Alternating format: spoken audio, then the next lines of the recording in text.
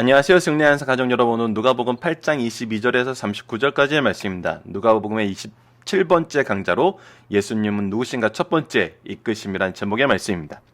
승리하는 삶 말씀 중심 예배 중심의 성경 전문 교사를 양성하기 위해서 만들어진 성경 공부 교재입니다. 승리하는 삶은 2017년 2월 누가복음 7장에서 11장까지의 말씀을 함께 묵상하고 있습니다. 승리하는 삶은 발행이신 박유일 목사님의 구속사로 조망한 성경 연속 강해집 누가복음을 통해서 편집이 되어 있고요. 이번 달 내용은 바로 2권의 내용으로 편집이 되어 있습니다. 누가복음 총 4권으로 구성되어 있습니다. 그래서 저희들이 이 책의 구성과 거의 비슷하게 4월까지 누가복음 말씀을 상고하게 됩니다. 신간에 대한 소식을 알려드리도록 하겠습니다. 지난 2016년 12월에 창세기 1, 2, 3권이 출간이 되어 있습니다. 자, 저희들 위크 스터디를 통해서 누가복음 전체 내용을 보고 그 내용이 우리에게 어떤 식으로 하나님의 뜻을 전해주는지, 특히 이번 주 내용을 통해서는 씨 뿌리는 비유 이후에 나타나는 예수님에 대한 복음의 소식을 통해서 우리가 어떻게 해야지 말씀을 받아들일 수 있고 어떻게 해야지 예수님을 전할 수 있는지, 우리 스스로가 이 말씀에 대해서 어떻게 반응하는지를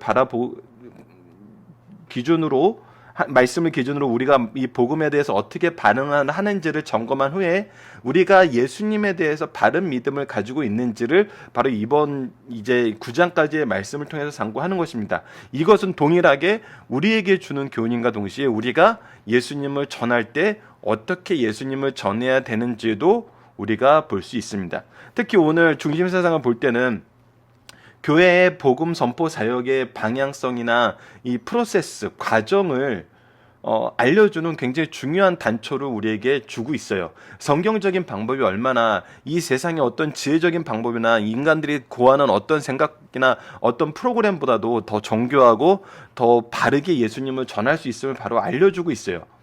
그래서 우리가 복음을 바로 전하는 것이 얼마나 유용한지를 우리가 이번 주 말씀을 통해서 우리는 확인할 수 있는 것입니다.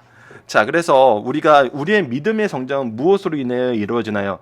이제 오늘 말씀부터는 우리의 믿음을 성장하시기 위해서 예수님이 쓰셨던 방법은 무엇인가요? 이것을 우리가 바로 알고 있나요? 우리가 이것을 바로 믿고 있나요? 우리가 이것을 바로 의지하고 있나요? 결국 우리가 바로 이것을 전하고 있나요? 이것이 바로 성장과 연결된다는 겁니다. 성장은 그 다음은 우리가 생각하는 그것은 이제 외적인 거예요. 외적인 거. 우리가 이번 주부터 다음 주 월요일까지, 오늘부터 다음 주 월요일까지 살펴보는 내용을 우리가 교회 성장의 기초로 삼아야 되고, 그 외에는 이것을 도와주는 서브적인 것으로 삼아야 돼요. 우리가 이것이 본말이 전도되어서는 안 돼요.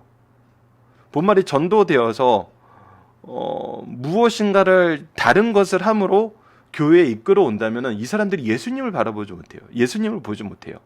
그래서 이것을 우리가 잘 점검하셔야 돼요. 먼저 여러분들이 각자 교회에서나 각자 자기가 가지고 있는 선교 전략, 이 전도 전략이 있으면 그것을 한번 나열해 보세요. 어떻게 하고 있는지. 그리고 그것을 나열해 놓은 후에 이제 앞으로 우리가 누가복음을 통해서 배우는 내용과 연결해서 한번 생각을 해보세요. 물론 오늘 말씀부터 다음 주 월요일까지 말씀이 전부인 건 아니에요. 오늘 중심사상에서 얘기하는 박유일 목사님께서 강해집에서 절교에 정리해놨던 그 내용을 우리가 먼저 수행하는 것이 굉장히 중요해요. 그래서 그것을 통해서 복음을 확장하는 방법, 이것을 통해서 믿음의 성장이에요. 분명히 얘기하지만 여러분, 교회 수적 성장만 얘기하는 것이 아니에요. 수적 성장도 하나님께서 이끌어 주심으로 인해서 올 수 있는 여러 가지 결과들 중에 하나예요. 근데 그것이 전부인 양 생각하면 안 돼요. 이 진정한 성장이 무엇인가에 대한 그 성경적인 기준부터 우리가 다시 확인해야 된다는 거예요. 자, 그렇다면 이제 예수님은 누구신가 첫 번째, 이거에 대한 좀 내용이 많은데 이 전체 내용을 무엇으로 묶을까 했을 때 이끄심이라는 내용을 한번 묶어보자 해가지고 이것은 그렇게 한번 묶어본 거예요. 그래서 어떤 부분이 이끄심이었나, 예수님을 믿게 하는데 예수님이 어떻게 제자들을 이끄시고 사람들을 이끄셨나 한번 보도록 하겠습니다. 자, 하루는 제자들과 함께 배에 오르사 그들에게 이르되 호수 저편으로 건너가자 하시매 이에 떠나 행선할 때에 예수께서 잠이 드셨더니 마침 광풍이 호수에 내리침에 배에 물이 가득하게 되어 위태한지라 제자들이 나와 깨어 이르되 주여 주여 우리가 죽겠나이다 한데 예수께서 잠을 깨사 바람과 물결을 꾸짖으시니 이에 그쳐 잔잔하였더라. 제자들에게 이르시되 너희 믿음이 어디 있느냐 하시니 그들이 두려워하고 놀랍게 여겨 서로 말하되 그가 누구이기에 바람과 물을 명하여 순종하는가 하더라. 자, 이제 우리가 씨 뿌리는 비유를 한 다음에 말씀에 대한 반응이에요. 말씀에 대한 반응은 우리가 다시 표현하면 무엇으로 얘기할 수 있냐면 너희 믿음이 어디 있냐는 거예요. 자, 어제 씨 뿌리는 비유와 잠깐 연결해서 생각을 해봅시다. 우리가 믿는 것이 자녀의 성공, 우리의 평안함, 우리의 안락이 있어요. 그러면 지금 이것은 어떤 거예요? 이 풍랑을 만난 상황은 어떤 거예요? 우리의 믿음이 전혀 우리의 삶 속에 들어와 있지 않는 상황이 돼버리는 거예요. 나는 믿는 이유가 다른 거였는데, 난 믿음의 길을 가고 있는데 왜 지금 이런 풍랑을 겪어야 되지? 하나님이 이 세상을 창조하시고 하나님이 계신다는 것은 이런 의미가 아니고 이런 삶이 아니라고 생각했는데 나는 왜 인생의 삶은 왜 이렇지? 그것은 너희 믿음이 어디 있냐는 질문이 있는 거예요. 너희 믿음이 어디 있냐는 것은 우리에 대한 죄의 인정과 죄로 인해서 무능해진 이 사회에서의 우리의 위치와 그리고 그 어떤 것으로 깨끗하게 할 수 없는 그런 전적인 타락적인 모습 안에서 오직 예수 그리스도의 은혜만이 우리를 살리시고 구원하신다는 그 믿음이 있어야 될 텐데 우리가 지금 예수님과 함께하고 있지만 이 예수님을 통해서 얻은 믿음의 능력과 은혜는 다르게 보고 있다는 거죠. 자, 그래서 예수님은 이것을 가르쳐주기 위해서 풍랑을 어떻게 하냐면 꾸짖으셔서 잔잔케 하세요. 이것은 무엇을 보여주냐면 창조주로서 명령권자임을 보여줘요. 우리 명령권 하니까 뭐가 생각나나요? 백부장의 예가 생각나죠. 말씀하시면 그대로 됩니다. 그것이 시스템이 가진 특징이에요. 그 시스템이 그렇게 되도록 돼 있어요. 이것은 과학하고 달라요. 과학은 작용과 반작용의 원리를 찾아요. 근데 더 원론적인 것은 그 작용과 반작용의 원리가 있다는 것 자체가 이미 구축된 시스템 안에서 일어나는 일이라는 거예요. 그러니까 그 구축된 시스템은 누구에 의해서 구축이 되었냐는 거예요. 그러니까 과학은 이 시스템이 어떻게 이루어졌는지 이해를 하는 거지 이 시스템이 어떻게 만들어졌는지를 파악하는 것은 불가능해요. 그래서 이것이 바른 이 명령권에 대한 이해라는 것은 이 과학적인 이해로 이 명령권이 어떻게 형성됐지 어떻게 만들어졌지 이거는 몰라요. 근데 이런 명령이 나오면 이런 작용을 하게 되는구나라는 것을 발견하게 되는 거죠. 그래서 이 백부장의 모습처럼 이 예수님의 행적을 통해서는 무엇을 알게 되냐면 예수님이 자연스럽게 창조주라는 걸 알게 돼요. 예수님이 만들어 놓으신 하나님께서 만들어 놓으신 창조의 원리를 우리가 배우게 된다는 거예요. 자, 이러한 상황 안에서 이제 제자들은 어떻게 반응하냐면 두려움과 놀라움 속에 쌓이게 돼요. 두려움과 놀라움 속에. 자, 무엇을 본 거예요? 예수님의 신성을 본 거예요. 예수님의 신성을 어디에서 본 거예요? 예수님이 인성을 가지신 상태에서 본 거예요. 이거는 예수님을 이해하는데 굉장히 중요한 단초를 줘요. 자, 예수님이 인성이 나타나는 가운데 신성을 보여줬다는 게 어디 있죠? 예수께서 잠이 드셨더니 피곤하신 거예요. 얼마나 피곤하셨냐면 광풍이 호수로 내려쳐 배에 물이 가득하여 위태롭게 될 때까지도 예수님께서는 피로에 주무시고 계셨다는 거예요. 그건 인성이에요. 동시에 신성을 보여주세요. 이것이 예수님이 가지신 독특함, 그리스도에 대한 바른 이해의 시작을 우리에게 보여주고 있어요. 그래서 그가 누구신가? 인성과 신성 안에서 그의 조화와 왜 완전한 사람이고 완전한 신일 수밖에 없는, 완전한 하나님일 수밖에 없는지를 우리로 하여금 바라보게 하시는 거죠. 자, 그리고 나서 그들이 갈릴리 맞은편 거라사인의 땅에 이르러 예수께서 육지에 내심에 그 도시 사람으로서 귀신 들린 자 하나가 예수를 만나니 그 사람이 오래 옷을 입지 아니하며 집에 거하지도 아니하고 무덤 사이에 거하느니라. 자, 누구를 만나냐면 귀신 들린 자 하나가 예수님을 만났다 그래요. 자, 이것이 지금 마태복음과 마가복음에 기록이 되어 있는데, 자, 보면은 다른 상황과 달리 고쳐달라고 아버지가 데리고 오거나 누구 손에 이끌려서 온 것이 아니라 이 귀신이 예수님을 만나러 온 것으로 보이고 있어요. 그리고 그가 무엇을 하냐면 예수를 보고 부르짖으며 그 앞에 엎드려 큰 소리를 불러 이르되, 지극히 높으신 하나님의 아들 예수여. 무엇에 대해서 인정하고 있어요? 예수님의 신성에 대해서 얘기하고 있어요. 그러면서 당신이 나와 무슨 상관이 있나이까? 당신께 구하노니 나를 괴롭게 하지 마시옵소서 하니라.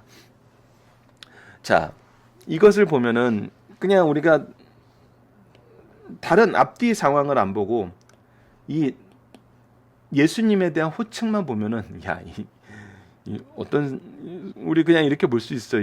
이거 우리보다 예수님에 대해서 더 잘하네. 우리보다 예수님에 대해서 잘 고백하네. 이렇게 얘기할 수 있어요. 근데 이 부분은 평행 구절로 마태복음과 마가복음도 볼 수 있지만 우리가 사도행전도 볼 줄 알아야 돼요.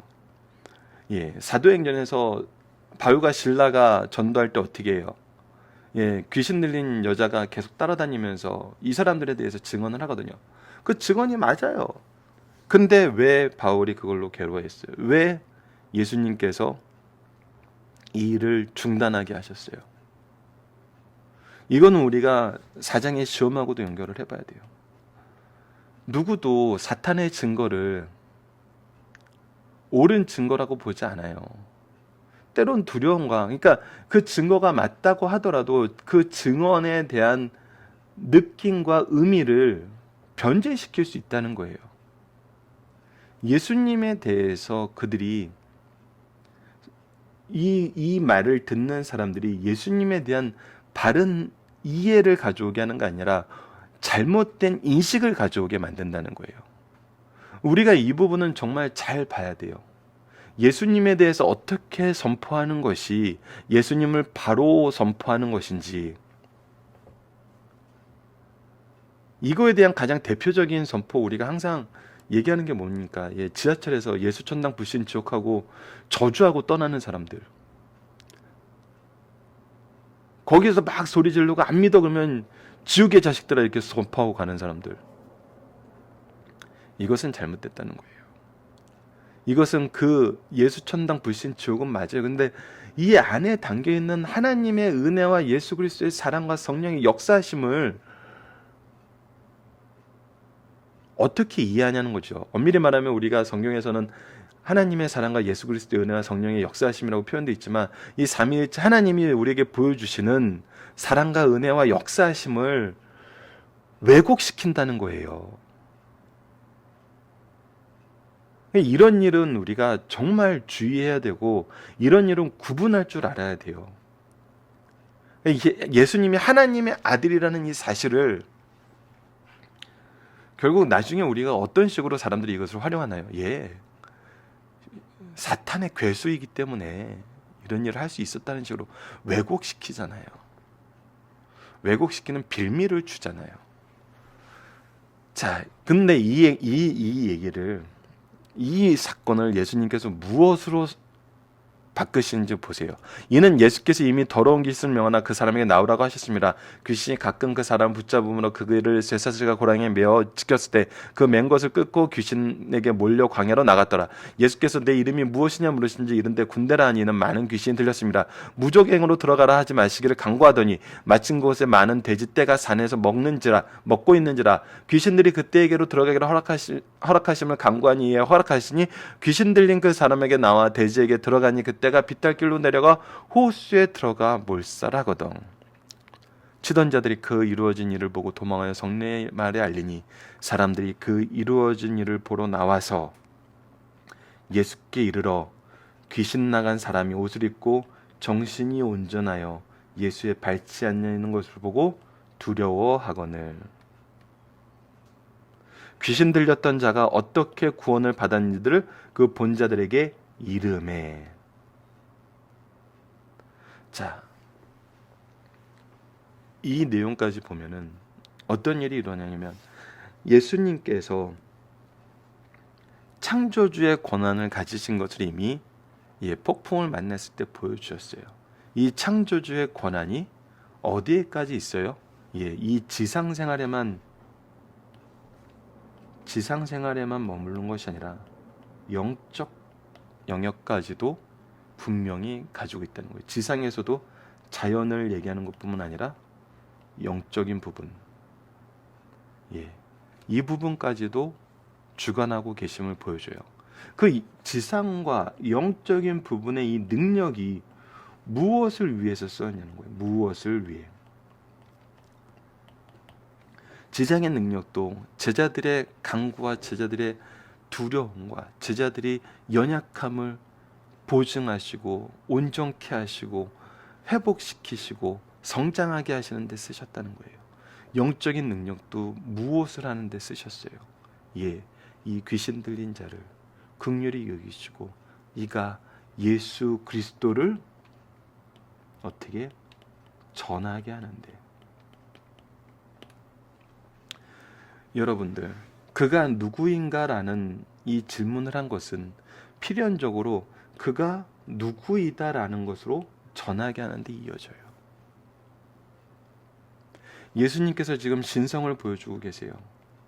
신성과 인성 사이에서 그 모습의 독특함을 보여주고 계세요. 그것은 무엇을 하게 하기 위한 거예요? 바로 예수님을 전하게 하기 위한 거예요. 자, 이 부분에 앞부분에 나왔던 기준이 나옵니다. 예수님이 누구신지를 전했어요. 능력의 하나님이고 구원의 하나님이세요. 그런데 37절을 봅시다. 거사인의 땅 근방 모든 백성이 크게 두려워하여 뭐라고 해요? 예수께 떠나기를 구하더라.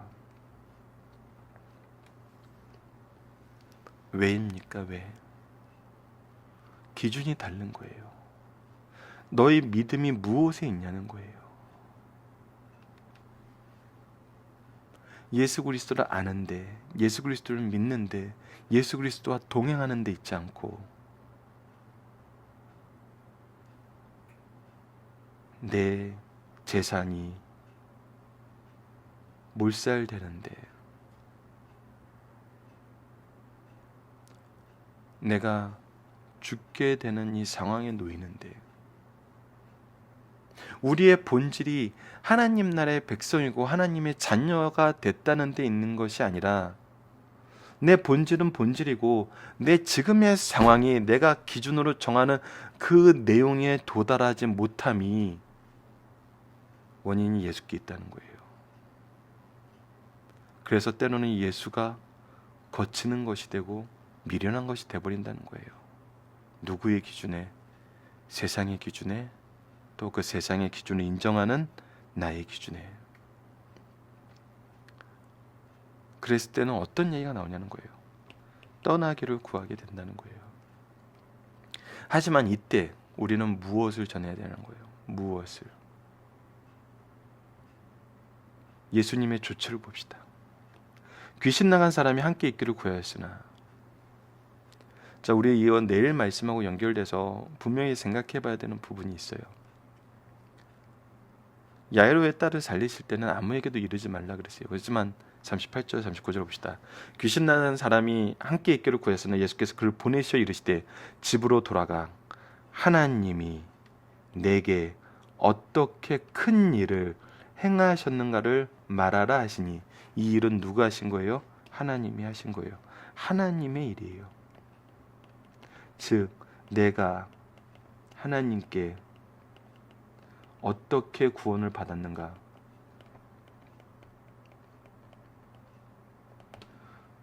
예수님을 통해 은혜로, 창조주의 능력으로, 사랑 가운데 이 일을 행하셨음을 선포하라 하시는 거예요.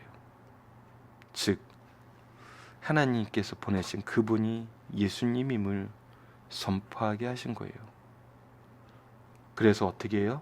그가 가서 예수께서 자기에게 나오죠. 자기에게 어떻게 큰 일을 행하셨는가, 하나님이 어떻게 큰 일을 행하는가 정해놨는데, 이 큰 일이, 하나님의 큰 일이 누구를 통해서 이루어졌음을 얘기하는 거예요? 예수님을 통해서 이루어졌음을 얘기하는 거예요. 그래서 예수님이 전파돼요.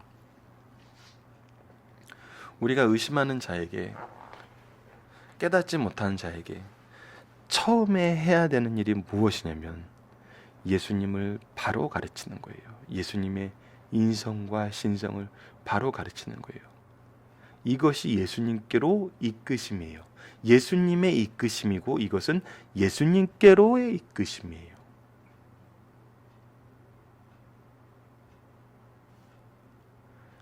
우리가 이것을 봐야 된다는 거예요.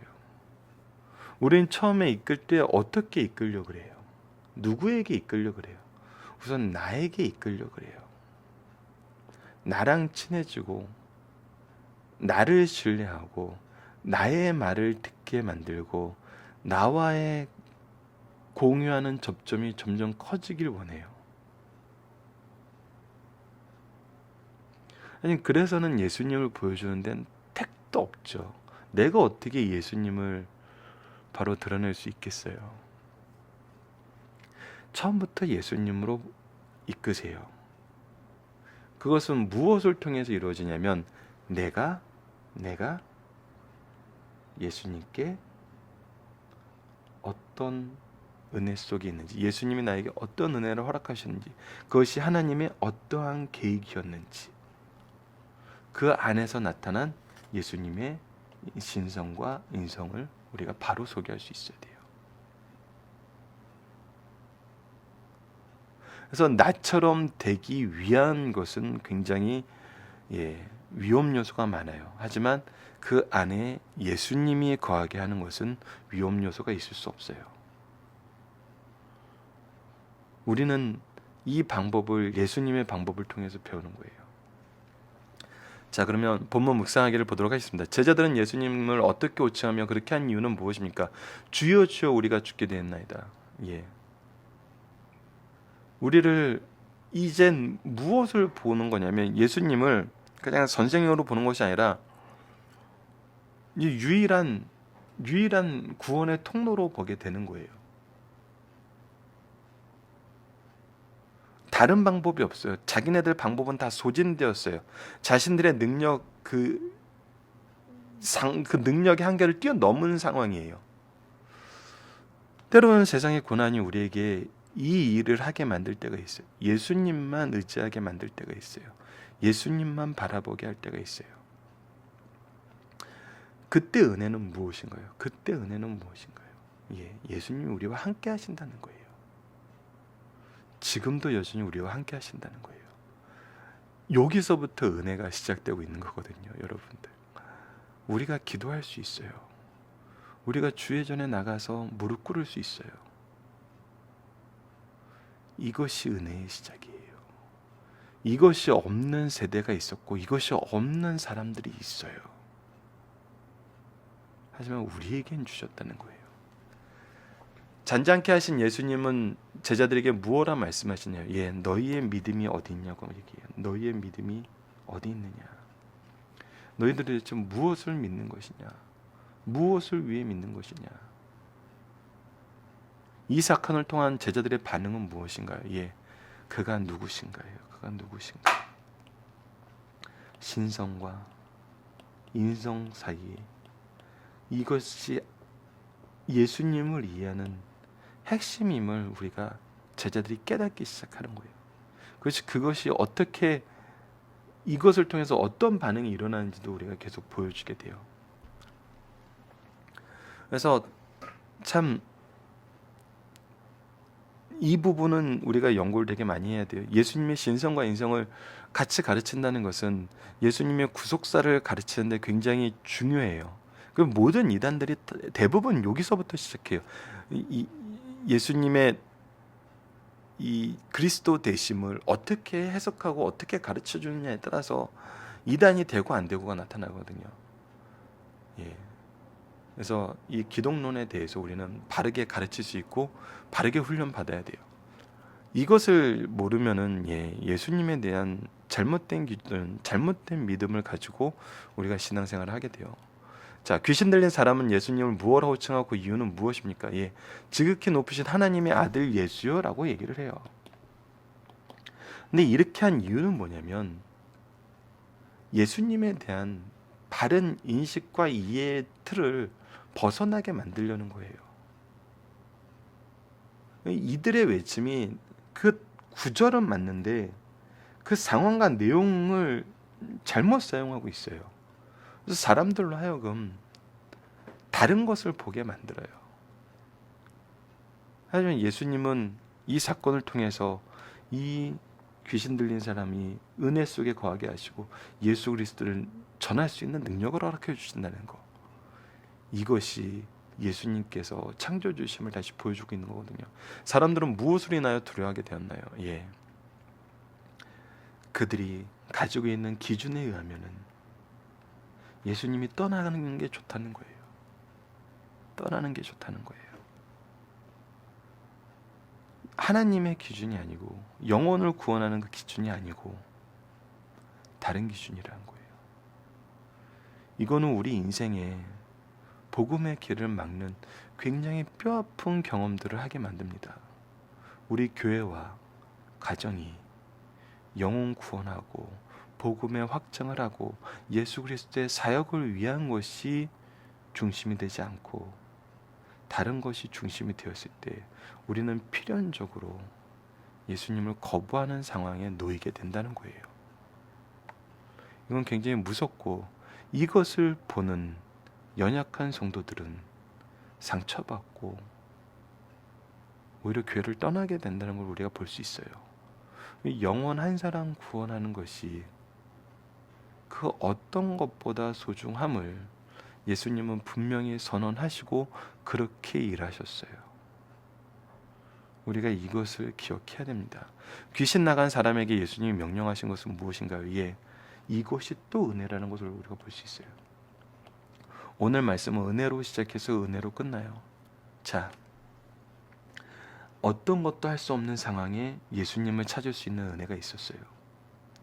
귀신 들려서 짐승처럼 살던 사람이 예수님을 전하는 능력을 받았어요.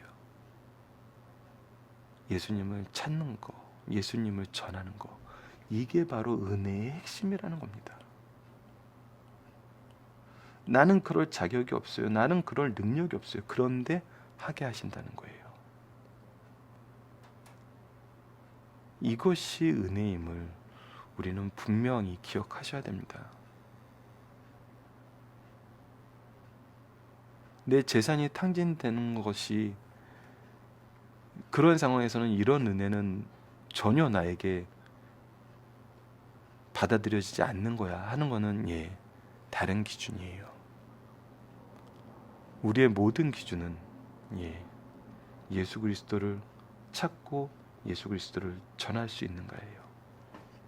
이것이 이루어지면 우리는 그리스도와 동행하고 우리의 승리는 하나님께서 예수님께서 약속하신 대로 이루심을 우리가 확신 속에서 두려움 없이 좌절함 없이 그 잘못된 유혹에 넘어감 없이 이루어진다는 것을 기억해야 됩니다.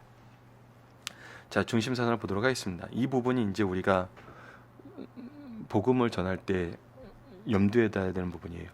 오늘 말씀 들어가기 전에 이 말씀의 흐름을 우리가 기억해야 돼요. 초기 이적으로는 예수님께서 초기 이적으로 어떤 부분의 역할을 담당하셨냐면 인간의 연약함을 친히 담당하시고 병을 짊어지는 부분으로서 우선 연약함과 병든 곳을 고쳐줘야 돼요. 이게 막 처음부터 씨 뿌리는 비유를 딱 해가지고 이것으로 사람들의 막 구분해서는 안 돼요.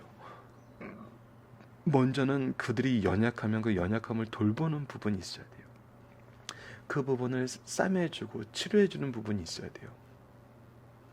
그리고 난 다음에 중기 이적으로는 주님의 말씀을 듣고 순종이 준비가 되어 있는 가난한 자와 과부, 죄인들, 여자, 유대인뿐 아니라 이방인에게 은혜를 베푸시는 복음의 특징을 두드러지게 나타나게 보여요. 그리고 나서 말씀의 능력을 허락해 주세요. 말씀을 받아들이게 하세요. 자, 이 부분이 참 제가 예배 가운데 숙제로 가지고 있는 부분이에요.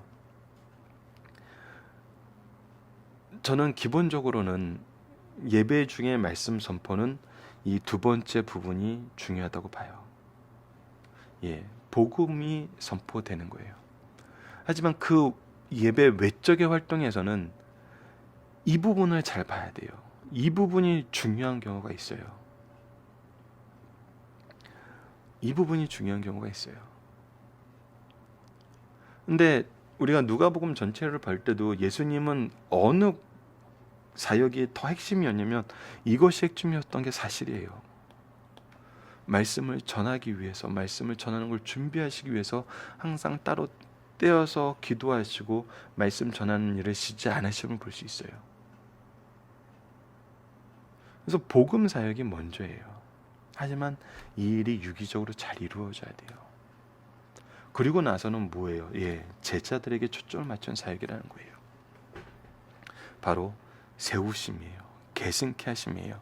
이 사역에 주목할 점은 예수님에 대한 제자들의 인식 변화예요.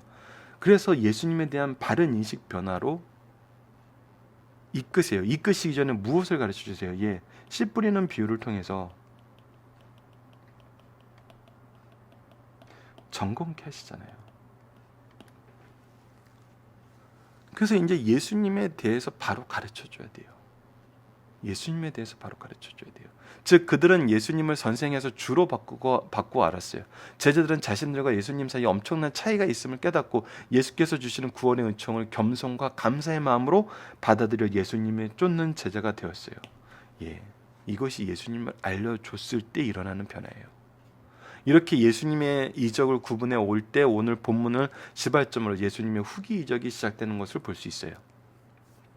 자, 만일 주님께서 영적 진리를 적나라하게 그대로 말씀하셨다면 청중들에게 기억에 감명적으로 남아있는 말씀을 얻거나 극소량에 불과했을 거예요.